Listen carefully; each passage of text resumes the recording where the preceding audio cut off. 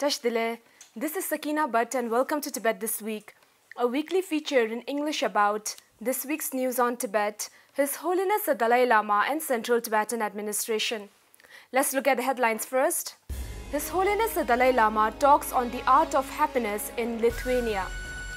Canadian Senate Standing Committees on Human Rights and Foreign Affairs host CTA President in Ottawa. Sweden sentences Tibetan to 22 months imprisonment for spying. UN High Commissioner for Human Rights decries China's refusal to give access to China and Tibet. Tibetans across India observe International Yoga Day to thank India.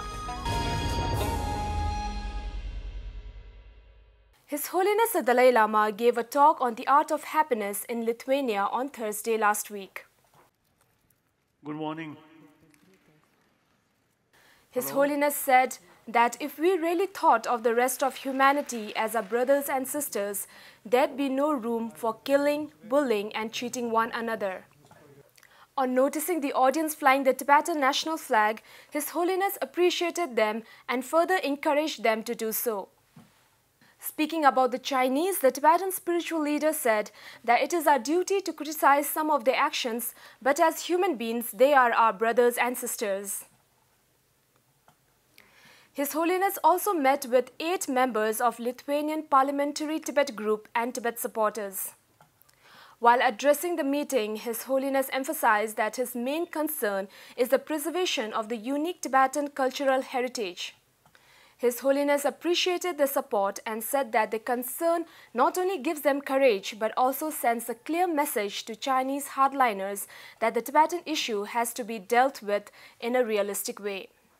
On Saturday last week, His Holiness the Dalai Lama gave teachings on Tsongkhapas in praise of dependent origination and Diamond Katha Sutra at Skonto Hall in Riga.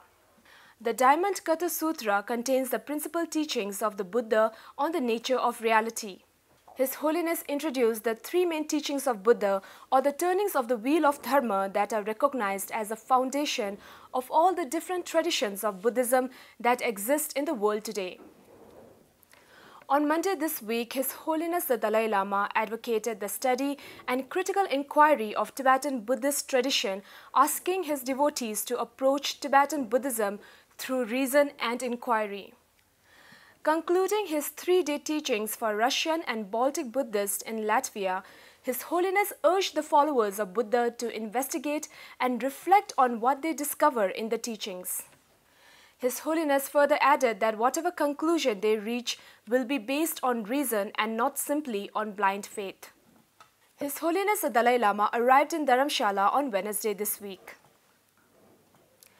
The Senate Standing Committees on Human Rights and Foreign Affairs and International Trade hosted a special meeting to hear the Central Tibetan Administration President Dr. Lobsang Singye speak on Tibet's geopolitical importance and aspirations of Tibetan people on Saturday last week.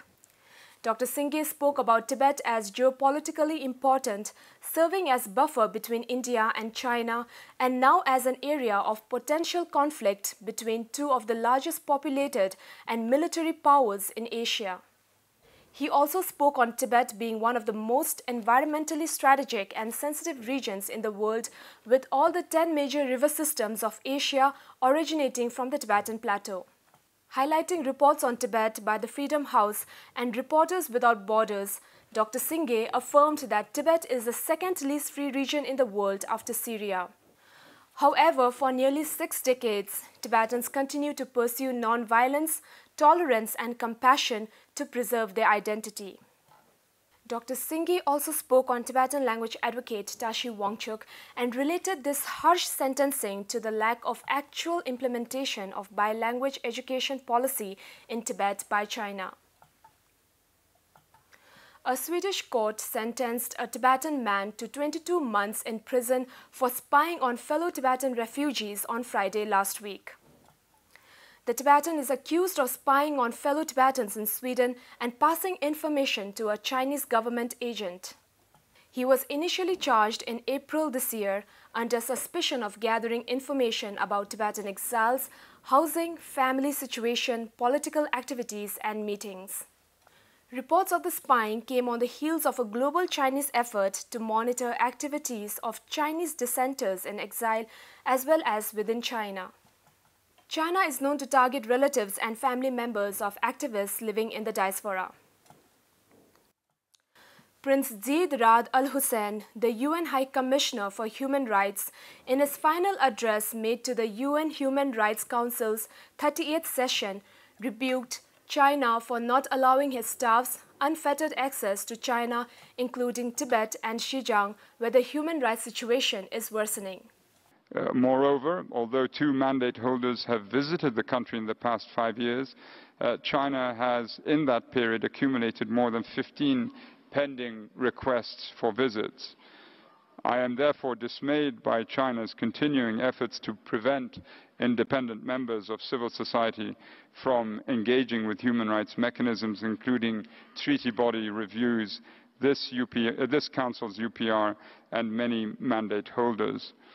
I encourage the authorities to enable all actors to contribute to all the international human rights mechanisms and to cooperate with them in a spirit of open and mutual partnership in order to improve respect for the rights and freedoms of China's people.